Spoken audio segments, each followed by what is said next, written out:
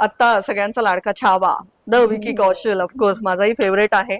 पण त्याची खूप छान किस्सा माझ्याकडे असा आहे की त्याचा जेव्हा पहिला पिक्चर आला होता मसान, आणि तो कान्सला गेला होता, त्यामुळे मी जसं म्हणलं की मी फिल्म फेस्टिवलची वेडी असल्यामुळे मला माहिती होतं की कान्समध्ये मसान गेलाय, हा एक खूप चांगला सिनेमा असणार आहे.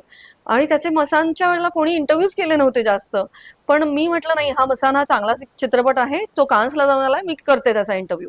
तर विकी कौशल, रिचा चड्ढा हे सगळे मला भेटले, आणि विकी कौशल तेव्हा असा लिटरली असं बारीक आणि असा एकदम नवखा नवखा ऍक्टर होता, आणि तो असा छान, अरे वा वा असं करत, त्यांनी तो नर्वस होता तेव्हा. छान इंटरव्ह्यू झाला, छान गप्पा झाल्या होत्या. आणि तुम्हाला सांगते मॅम, अजूनही त्याच्या लक्षात आहे मधल्या काळात जेव्हा त्याचे वेगवेगळे पिक्चर आले, 2-3 वर्षापूर्वी सुद्धा हॅलो निलिमा मॅम असं करून त्यांनी मला मिठी मारली. हा. आणि आताही तो रिप्लाय करतो मी त्याचे बर्थडे पोस्ट केला तर. मला असं वाटतं की हे एवढे मोठे कलाकार एक सुंदर माणसं पण असतात, याचा एक छान प्रत्यय मला आलाय.